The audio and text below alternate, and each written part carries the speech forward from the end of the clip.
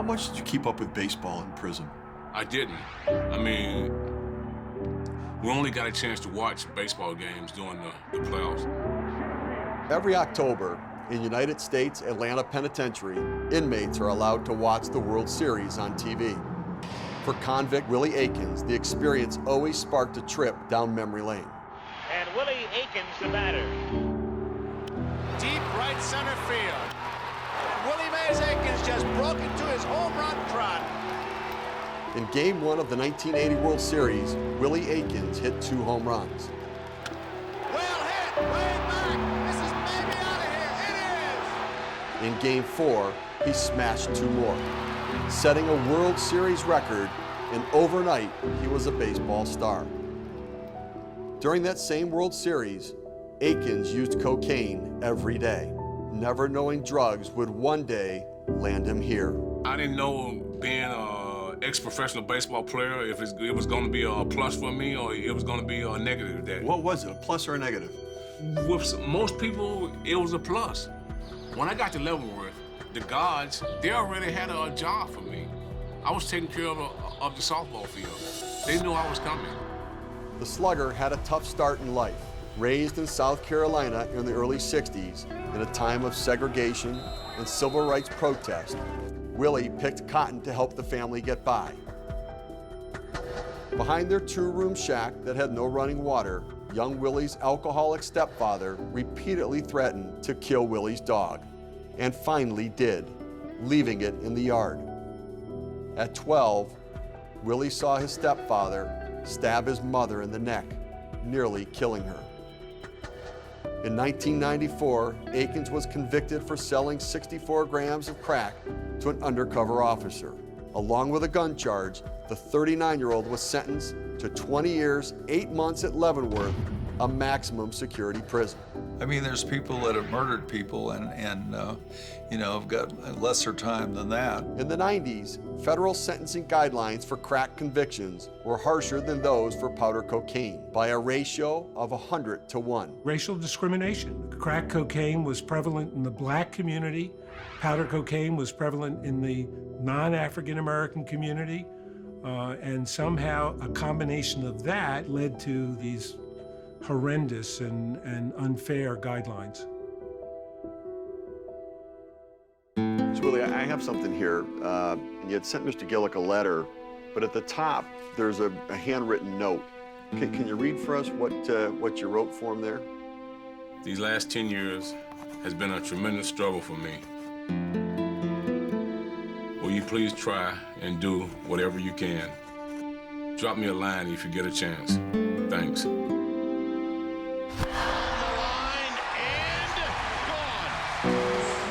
From 2006 to 2008, whenever the Phillies were in Atlanta to face the Braves, Philadelphia general manager Pat Gillick would make time to visit Aikens. Willie had transferred to the Atlanta prison from Leavenworth after a fight with his cellmate. 20 years earlier, the convict played for Gillick when he was GM of the Blue Jays. First time I went there, they wouldn't let me in. And I said, he said, well, the prisoners are wearing khakis. And you can't go in if you have khakis. And I said, well, what do I do? I said, I've come all this way and I want to get in to see him. And the fellow said, well, there's an Army and Navy store about a mile down the road. He said, you're gonna have to go down there and buy some other clothes. And he told me one time, he says, Mr. Gillick, I'm either gonna die naturally in here. He says, somebody's gonna take me out. He says, you know, that's what I'm worried about. What kind of response do you give him? You know, mind your P's and Q's, and there's a lot of people on the outside pulling for you. How did the conversations go? Talked about baseball.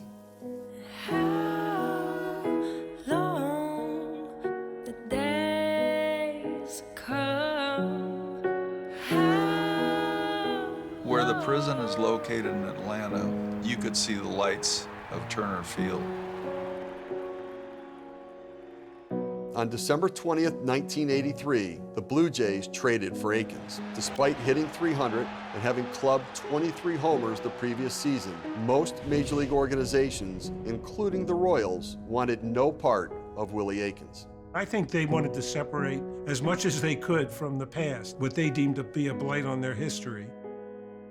3 months before becoming a Blue Jay, Aikens and 3 Royals teammates had been arrested on cocaine charges. Before joining the Jays during the '84 season, Willie spent 3 months in prison. And Willie Aikens, the batter. We knew there were some problems, but we thought there were things that we could overcome. When I went to Toronto, I was clean and sober. I developed a relationship with Mr. Gillick. It was wonderful. Pat was amazing. I mean, he was all about recovery, wanting to work with Willie. Gillick assembled a team of doctors to manage Willie's rehabilitation. When Willie took road trips into northern Ontario to counsel Aboriginal kids about the perils of drug use, Gillick was by his side. I can honestly say I don't plan to do drugs or alcohol ever again. I really felt in my heart that he tried to turn his life around. There was some doubt, I think, certainly with our manager and coaching staff that maybe, things had passed him by. In April of '85, the GM released Aikens due to poor production. Gillick couldn't contain his emotions. I knew how much he wanted to redeem himself. I think how much he wanted to show the fans and other players and the public that he'd really turned his life around.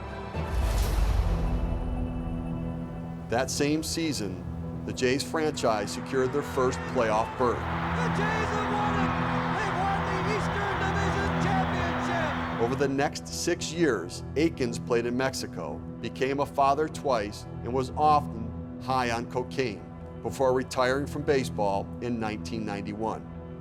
When he moved back to Kansas City, Willie nosedived into addiction, while Gillick's Blue Jays won back-to-back World Series titles. I wasn't playing. So now I can sit in my house and smoke cocaine every day.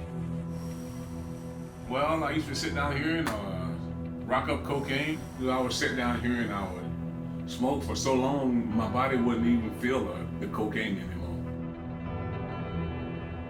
Did you have any sense that maybe he was off the wagon, so to speak? No, I didn't, not at all. There were times I would take a big old hit off that pipe, and I would ask God to spare me. After his arrest and 7 years behind bars, Willie was desperate for his freedom. Due to mandatory sentencing for crack convictions, there was no chance for early parole. His last hope was a pardon from President Bill Clinton. I put together a letter, forwarded to Ron, and I think this was part of a package that he delivered to the president's office to one of his aides. It could have been a ball, could have been a strike. It was pretty close, and unfortunately, the pardon wasn't granted. What was your purpose for visiting him? I went in there to basically reinforce him and tell him not to give up. Because there was always talk about they was gonna amend or change the crack cocaine law. And finally, they did it after being incarcerated for like 14 years. In 2008, at the age of 53, Willie Aikens was finally a free man. I had to make a change in my life. It took me a long time to even admit to the fact that I had a drug problem, but over a course of time, I realized that I did, and I became a better dad to my kids while I was incarcerated. And that's how mentally and emotionally my life started to change. After his release, Aikens testified to the House Judiciary Committee, pleading for continued reform of the drug sentencing guidelines. We have so many sad cases of drug addicts being locked up and the keys being thrown away. Look at me and look at the progress that I have made in my life. I believe many more people would do the same thing if they are given a chance. Willie began educating high school kids on the dangers of drugs, eventually earning his dream: a return to baseball, a chance to mentor tomorrow's Major League stars. George Brett, George talked to people at Kansas City. I talked to the people at Kansas City, and sure enough, he was hired as a minor league hitting instructor. Clean and sober, Aikens is looking forward to the future.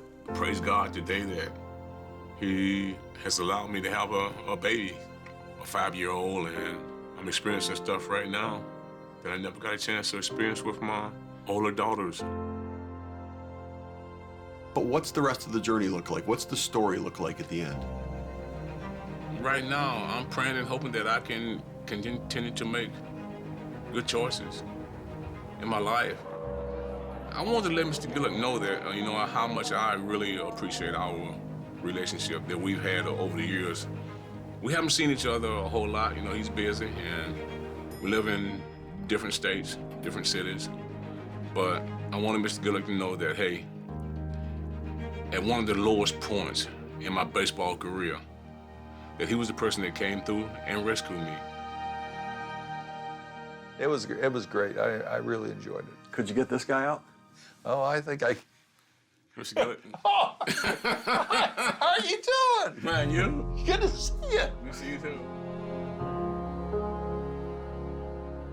I know I'm not the only person life that he has affected. I love him,